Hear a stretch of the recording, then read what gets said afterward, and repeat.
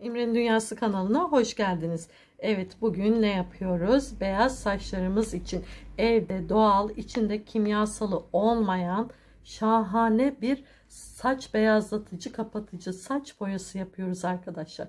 Bunun içinde ne var? Nasıl yapıyoruz?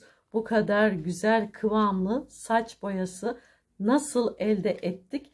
Bunları hemen videomuza başladığımız zaman göreceksiniz. Haydi bakalım geçelim yapılışına. Doğal kimyasal madde kullanmadan nasıl saçımızı boyarız? Bununla ilgili güzel bir video yapacağız. Bunun için gerekli olan malzemelerimiz bal ve filtre kahve.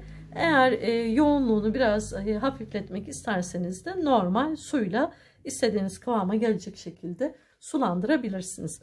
Bunun için hemen başlıyoruz hazırlıklara. Doğal bal kullanıyoruz. Şöyle ben 2 yemek kaşığı kadar bal kullanacağım.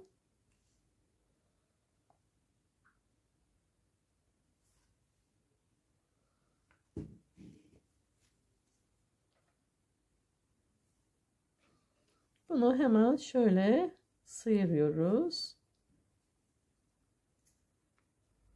Gördüğünüz gibi iyice üstüne alalım çünkü bunu yıkayacağım. Şöyle bir kenara alıyoruz. Bunu öncelikle balı kendi kendine güzelce bir karıştırıyoruz. Bu gerçekten evde yapabileceğiniz çok güzel doğal bir saç boyası oluyor arkadaşlar. Bunun içerisine filtre kahve kullanıyorum. Eğer filtre kahveniz yoksa Nescafe'yi de tercih edebilirsiniz. Filtre kahveyi seçmemdeki sebep daha yoğun bir renk vereceği için saçınızı boyarken daha iyi olacak. 4 kaşık kadar da ben filtre kahve koyuyorum ve bunların ikisini bir güzel karıştırıyoruz. Dediğim gibi bunların ikisi yoğunlaşacağı için ben içerisine şöyle bir kaşık yardımıyla 1-2 kaşık kadar su koyuyorum. Eğer ihtiyaç duyarsam az bir şey daha yoğunluğunu açabilirim. Ama çok da fazla açmak istemiyorum ki etkisini bozmasın. Bunları iyice 1-2 dakika şöyle görüyorsunuz. Bildiğiniz doğal bir boya gibi yoğunlaşmaya başladı. Eğer ben bunu biraz daha açmak istiyorum diyorsanız biraz daha açabilirsiniz. Çünkü ben de ikisini karıştırdıkça yoğunlaştı. 1-2 kaşık daha su katıyorum.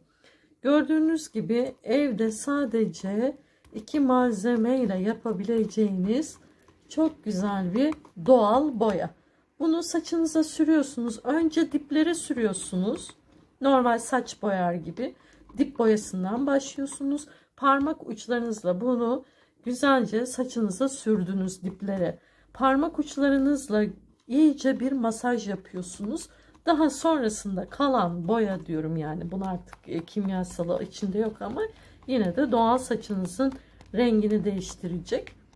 Onun için bunu tekrardan saçınıza sürüyorsunuz tamamen ve sonra bone geçiriyorsunuz. Bir 15-20 dakika kadar bekliyorsunuz. Önce ılık sonra soğuk suyla saçınızdan bunu çıkartıp normal şekilde şampuanlıyorsunuz. Eğer bala veyahut da filtre kahveye herhangi bir alerjiniz yoksa bunu gönül rahatlığıyla kullanabilirsiniz. Her zaman olduğu gibi bileğinizin iç kısmına bunu sürüyorsunuz ve 1-2 dakika bekliyorsunuz. Eğer herhangi bir reaksiyon göstermezse, kızarıklık, kaşıntı gibi bir şey olmazsa, saçınızda saç kıran, saç diplerinizde yoğun sivilceler, yaralar varsa lütfen bunu doktorunuza danışmadan kullanmayın.